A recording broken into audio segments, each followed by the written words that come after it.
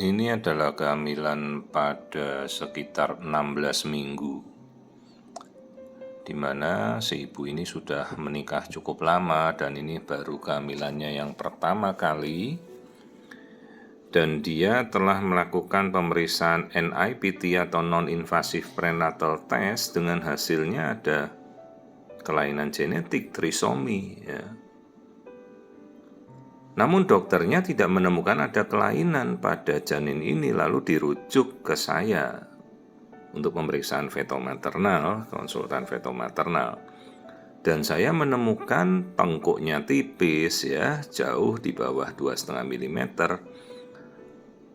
Ini hanya 2 mm, sementara kan kalau kita ngukur tengkuk aja itu kan antara minggu 11 sampai 14. Apalagi ini sudah minggu 16 ya. Jadi kalau dari awal biasanya dia tebal, kalau ada kelainan dia tebal, terus ini tipis ini. Dan saya tanya, ibu kenapa periksa genetika ya? Ya karena usia saya dok sudah 40 tahun atau gimana, saya tidak nanya usia ibunya. Jadi atas keinginan dia sendiri dianjurkan dokternya periksa NIPT lah. Masalahnya hasil NIPT-nya keluar trisomi, ada trisomi nomor berapa, cuma tidak saya sebutkan ya. Ini saya melihat kondisinya, tulang belakang semuanya normal. Jadi tolong Bu, Anda harus tahu dulu kalau dokternya menganjurkan pemeriksaan NIPT untuk apa. Terus kalau ada hasil yang positif, misalnya kelainan genetika apa, itu yakin 100% tidak. Karena NIPT bukan akurasi 100% untuk dia menyatakan kelainan genetik, bukan.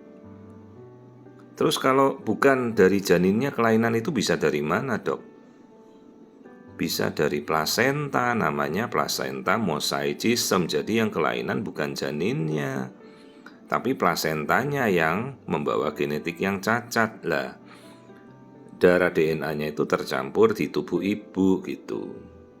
Atau misalnya nih, kehamilan ini ibu ternyata hamilnya kembar, kan ibu nggak tahu kalau dari awal mungkin kembar 2 ya, maksudnya dengan 2 telur, 2 sperma. Terus satu kehamilannya ternyata keguguran sebelum janin jadi. Ya itu mungkin yang bisa menjawab kenapa DNA cacat trisomi yang terambil di darah DNA dari seleksi NIPT itu gitu loh ya. Yang lain misalnya ya, mungkin ibu deket ini terima darah dari orang lain, transfusi misalnya. Maka transfusi dari orang lain itu yang membawa kelainan genetika itu bisa tercatat di tubuh ibu waktu ibu ambil NIPT. Jadi faktor lain-lain masih banyak. Jadi untung dokter Anda merujuk pemeriksaan konsultan feto.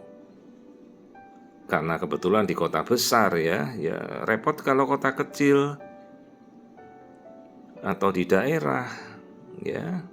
Tadi kita periksa struktur otak juga normal. Jadi marker kelainan trisomi seperti struktur kepala yang bulat atau bayangan struktur otak tidak terbentuk, ada kista di kepala, ini nggak ketemu, semuanya bagus ya.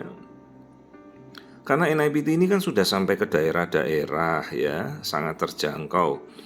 Tapi ibu-ibu harus pahami, jangan sampai kalau sudah ketangkep hasil NIPT-nya cacat genetik, itu belum tentu juga dari bayinya loh ya. Jadi itulah makanya pemeriksaan itu tetap harus dikonsulkan, pemeriksaan untuk pemeriksaan fetomaternal pada konsultan subspesialis fetomaternal ya.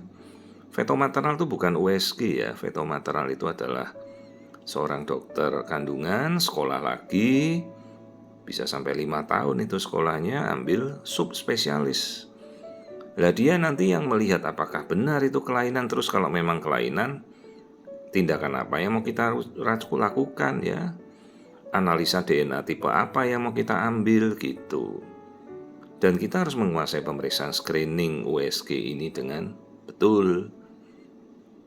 Jadi kalau screening USG kita sudah melihat normal ya sebenarnya NIPT tidak diperlukan gitu.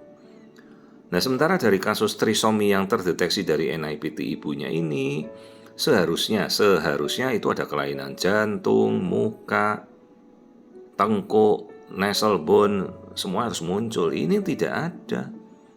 Nih kita amati jantung bayinya ya, ini trimester pertama ya. Ini bukan trimester kedua, ini masih trimester pertama kita melihat jantung bayinya. Ibunya saya tanya berapa ruang jantung, ada 4 dok. Oke betul. Namanya apa? Itu dok, 2 serambi, 2 bilik, betul. Nah ini ada semua, sekat-sekatnya juga utuh ya. Jadi kita buktikan dari trisomi yang terbaca di NIPT-nya itu kan kita sudah tahu deskripsi trisomi nomor itu. Nah kita cocokkan kelainannya ada ndak? Kelainan di jantung tidak saya temukan, lambung utuh ya. Tulang hidung tadi terlihat, tengkuk nuchal thickness-nya tipis. Tidak ada satupun marker yang muncul pada kehamilan ini yang menyatakan bahwa si janinnya terdeteksi trisomi ya. Dan untung sekali dokternya itu merujuk ya, jadi tidak percaya 100% bahwa NIPT hasil cacat itu akan menyatakan bahwa bayinya pasti cacat, tidak. Ya, jadi false positif itu ada. Bisa false positif mulai dari pengambilannya ketukar sampel, bisa itu human error. Ini kakinya bayinya normal ya. Kemudian tadi yang saya jelaskan, ibunya keguguran pada hamil ini, ternyata yang gugur yang trisomi, yang berkembang yang normal. Terus kasus lain, dia baru terima transfusi darah dari orang cacat genetik, ya bisa.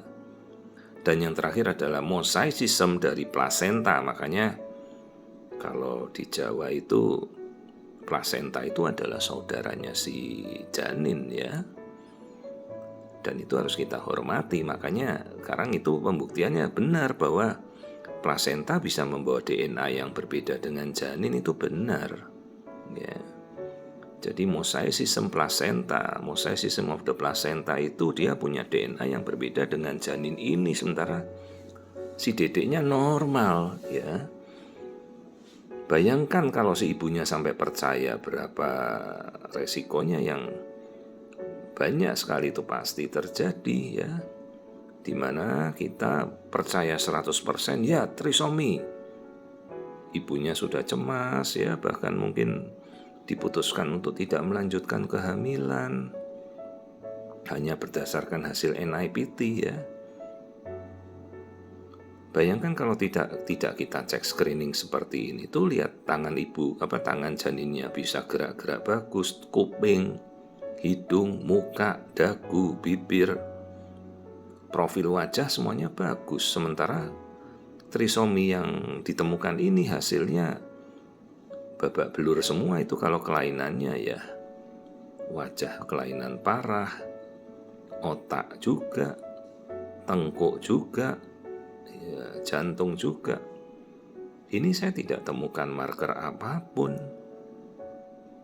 Nah kita amati sekali lagi nih profil wajahnya, kita perbesar, tenang-tenang pelan-pelan kita zoom, kita lihat ya.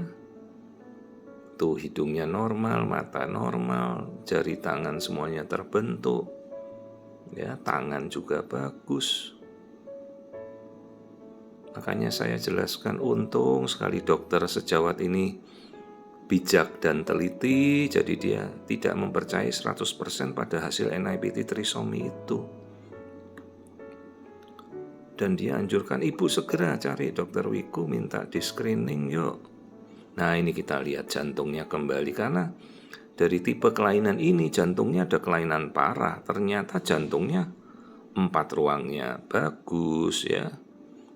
Itu ada 4 ruang, 2 serambi, 2 bilik, sekat kanan, sekat kiri, 4 chamber atau ruangan jantung, semuanya bagus ya. Paling tidak kan ibunya sudah tenang.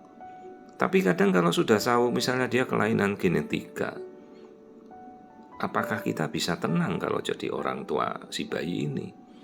Bahkan sampai dokternya minta anjurkan, ibu amniosintesis lah. kita kembali ke invasif lagi, bayinya kita ambil ketubannya atau kordosintesis kita tusuk ya. Nah kalau dia baru menikah di umur 48 sudah umur segitu, atau ada yang sudah nikah 25 tahun baru anak pertama, nah apa kita mau tusuk dengan resiko ketuban bisa pecah, infeksi, bayinya bisa ketusuk, kan malah jadi invasif ya. Maka kuasailah sesuai kompetensi pemeriksaan USG ya.